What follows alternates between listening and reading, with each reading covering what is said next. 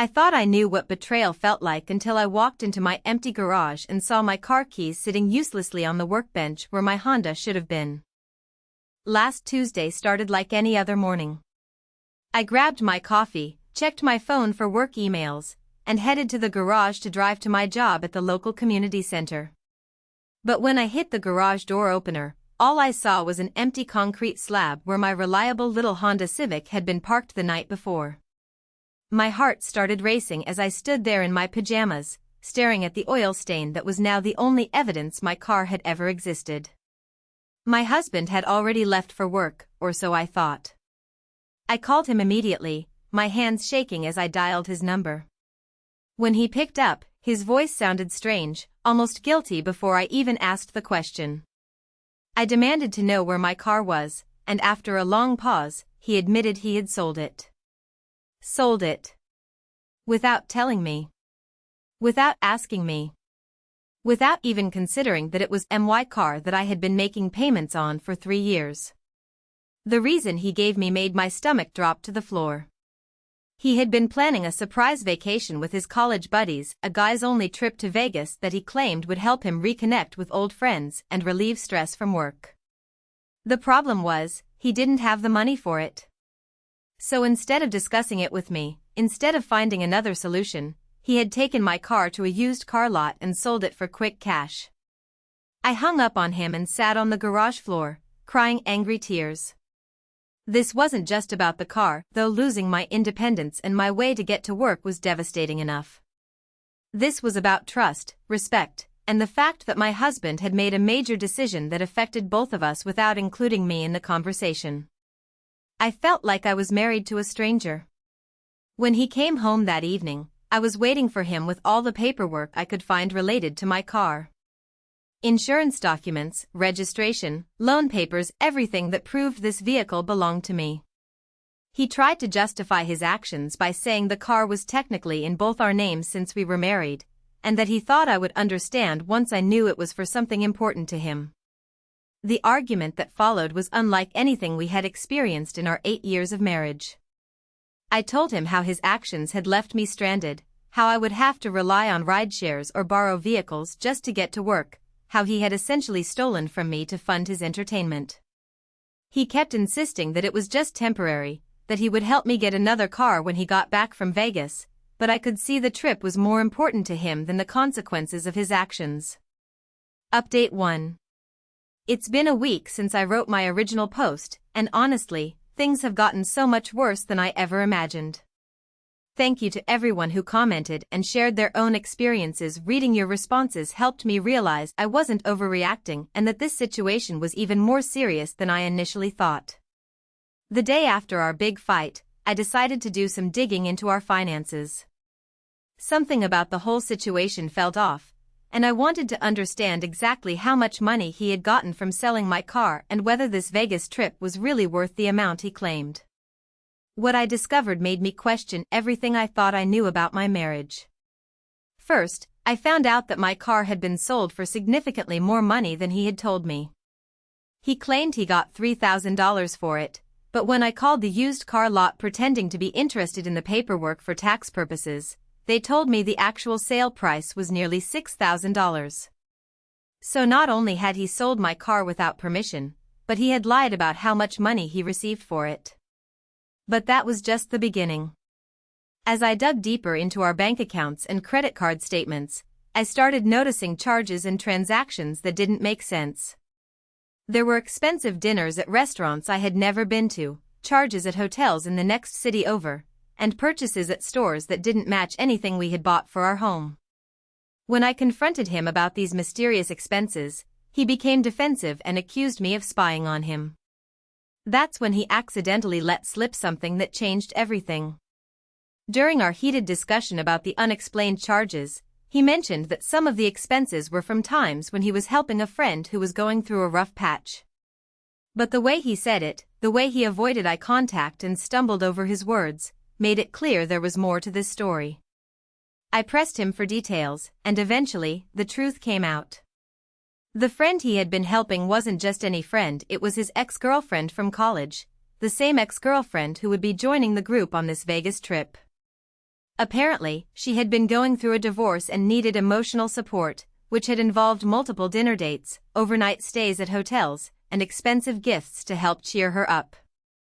My world completely crumbled in that moment. Not only had my husband sold my car to fund a vacation, but he had sold it to pay for a trip where he would be spending time with a woman he had been secretly seeing behind my back. The betrayal was so complete, so devastating, that I actually felt physically sick and had to run to the bathroom. When I came back, he was sitting at our kitchen table with his head in his hands. He swore that nothing physical had happened between them, that he was just being a good friend during her difficult time, but the evidence suggested otherwise. The hotel charges were from times when I thought he was working late or out with his male friends. The expensive dinners happened on evenings when he told me he was attending work functions that spouses weren't invited to. I asked him directly if he was having an affair, and he couldn't give me a straight answer.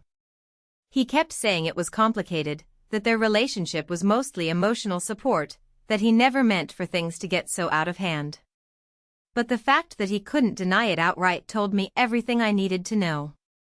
The worst part was realizing that my car, my independence, my way of getting to work, my sense of security had been sacrificed so he could continue his emotional affair and take it to the next level with a romantic getaway disguised as a friend's trip. I felt like I had been living with a complete stranger who had been systematically deceiving me for months. I told him I needed space to think, and he left to stay with his brother.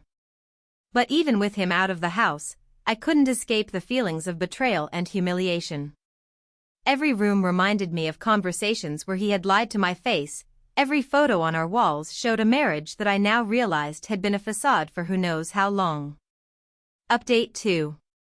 2 weeks have passed since my last update, and I honestly didn't think this situation could get any more complicated, but life had other plans. The responses to my previous post were overwhelming, and while many of you encouraged me to leave my husband immediately, I decided I needed to gather more information before making any permanent decisions about my marriage. I hired a private investigator, which felt like something out of a movie but seemed necessary given how much my husband had already lied to me. The investigator was recommended by a friend who had gone through a similar situation, and while it was expensive, I felt like I needed to know the full truth about what had been happening behind my back. The results came back faster than I expected, and they painted a picture that was somehow both better and worse than I had imagined. The good news, if you can call it that, was that my husband hadn't been having a physical affair.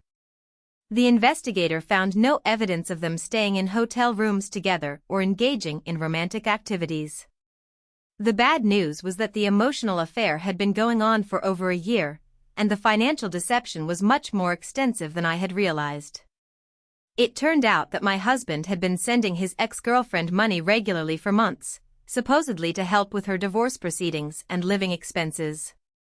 He had been taking cash advances on our credit cards, using our joint savings account, and even borrowing money from his retirement fund to support her financially. The sale of my car was just the latest and most desperate attempt to get money for their Vegas trip, which she had apparently been planning and pressuring him to attend. But here's where the story takes a turn that I never saw coming.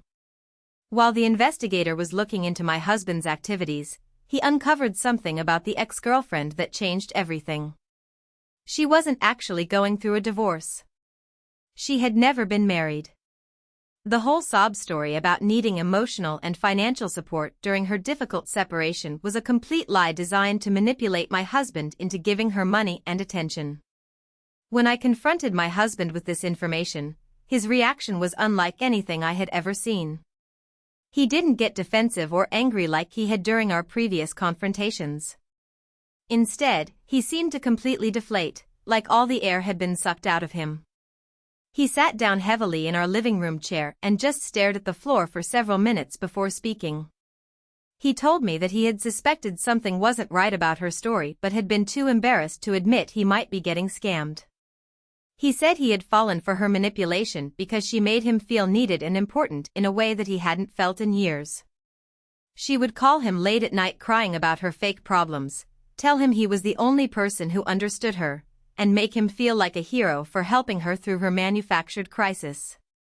The realization that he had been systematically deceived by his ex-girlfriend didn't excuse his behavior toward me, but it did explain some of the strange inconsistencies in his story. He had been lying to me not just to cover up an affair, but to hide the fact that he was being emotionally and financially manipulated by someone from his past. We decided to confront her together, which was probably not the smartest decision but felt necessary for both of us to get closure. When we called her and told her we knew about her lies, her response was chilling. She didn't deny anything or try to explain herself. Instead, she laughed and told us we were both pathetic for falling for such an obvious con. She said she had been targeting divorced or unhappy married men through social media for years, and that my husband had been one of her easiest marks because he was so desperate for attention and validation. She had researched our social media profiles, learned about our marriage problems, and crafted her fake divorce story specifically to appeal to his desire to be a rescuer. She had even created fake legal documents and court papers to make her situation seem more believable. The whole thing had been an elaborate long-term scam designed to extract as much money as possible from lonely men who thought they were helping a friend in need. After we hung up, my husband and I sat in stunned silence. I felt a strange mix of relief and anger, relief that he hadn't been cheating on me with someone he loved, but anger that he had been so easily manipulated and had dragged me into his mess. He was devastated by the realization that someone he had trusted and cared about had been using him so calculatedly. Final update. It's been a month since I last posted, and I wanted to give everyone who has been following this story a final update on how everything resolved. The journey from discovering my missing car to where I am now has been absolutely surreal, and I'm still processing everything that happened. After we discovered that my husband had been the victim of an elaborate financial scam, we had to decide what to do next. The immediate practical problem was that he had already sent the scammer thousands of dollars of our money, including the proceeds from selling my car. The Vegas trip was supposed to happen the following week, and obviously, that was no longer happening. My husband contacted his credit card companies and bank to report the fraudulent activity, but since he had willingly sent the money, there wasn't much they could do to help us recover the funds. We filed a police report, but the officer who took our statement explained that these types of romance scams are incredibly difficult to prosecute, especially when the victim sent money voluntarily over a long period of time. The financial damage was significant.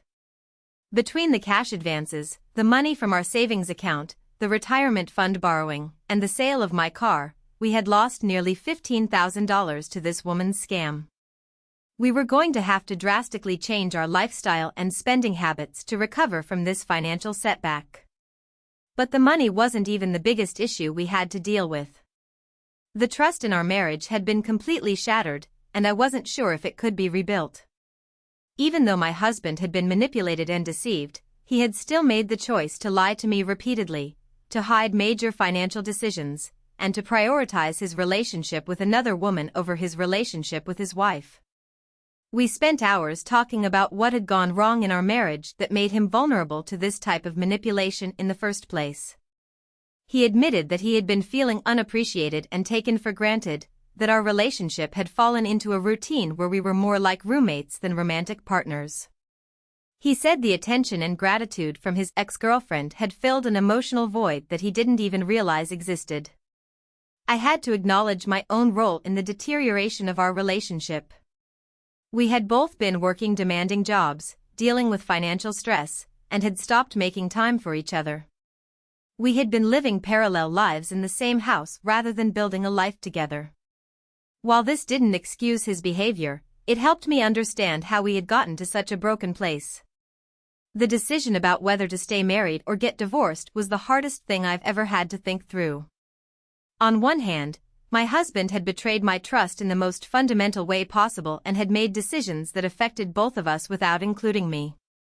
On the other hand, he had been victimized by a skilled manipulator, and his actions came from a place of emotional need rather than malicious intent. What ultimately convinced me to give our marriage another chance was his reaction when he realized how badly he had messed up.